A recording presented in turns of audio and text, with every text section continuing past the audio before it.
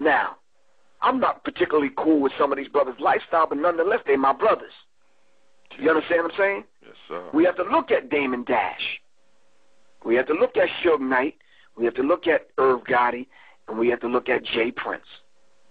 These four gentlemen that got together and was going to put up $30 million apiece to get and create their own distribution company to distribute black music. These people got together and said, we'll never let it happen. It'll happen over our dead bodies. All in 1 week, I'm telling you the short version of the story. All in 1 week, they raided the offices of these four brothers. I'm going to say them again. Damon Dash, Suge Knight, Irv Gotti, and Jay Prince out of Texas. They raided, FBI raided their offices and confiscated their records and started piecing together cases against these brothers. And you know Damon Dash's situation. He's back with Jay-Z after they took Rockefeller from him, made Jay-Z the president, bought it for $27 million, I think, turned around and sold it for like $270 million. And they moved him right on out of the picture. And now I heard through the African grapevine that he's back with Jay-Z broke. You understand what I'm saying? Damn. Suge Knight, you already know his story. Yeah. You understand? Went through some court cases, ends up having a white Jewish woman, the owner now of everything that Death Row had put out. And I think she bought it for $22 million. No, $25 million. Ain't that something? 25. She owns the entire catalog. I'm going to have to get this woman's name so I can put it in my records. Irv Gotti, him and his brother, was brought up on charges, remember? Oh, yeah. Several years ago. And his thing was publicized because they raided his offices and tried to connect him to some mob ties and some drug dealing and that kind of thing. Thanks to your man, 50 Cent. We'll talk about that in a minute.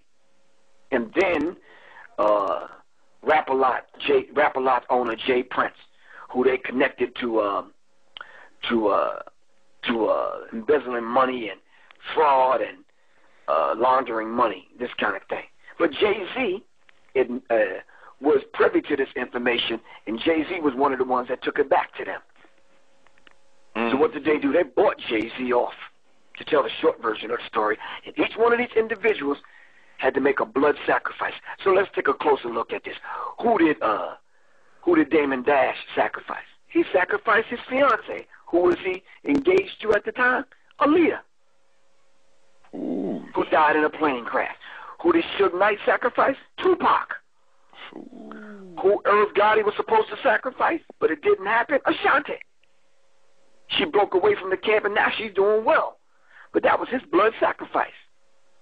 Are you following me? Yes, sir. Teach.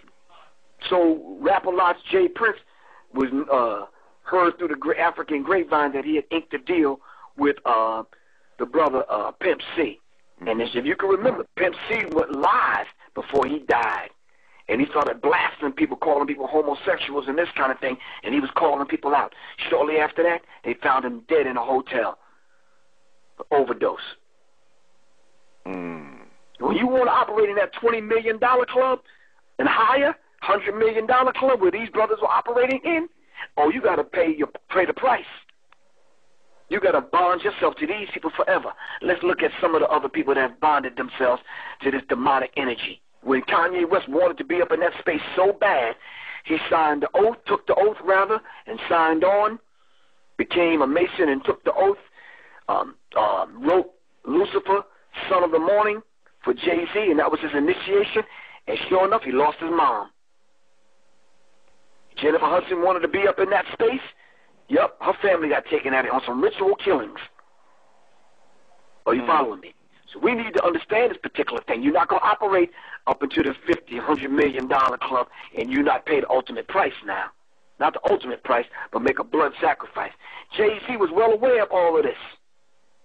So they paid him off. How did they pay him off? They gave him Rockaware. They gave him Rockefeller Records, Rock Nation, Jay-Z Inc. Scion made a deal with him. Then the New Jersey Nets, he owns part of that.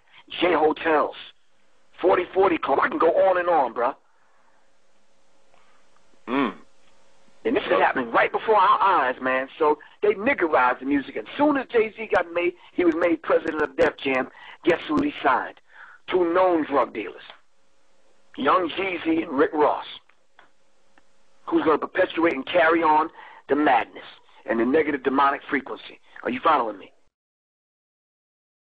Rock music producer Phil Spector was convicted Monday of second-degree murder in the shooting death of actress Lana Clarkson at his mansion 6 years ago.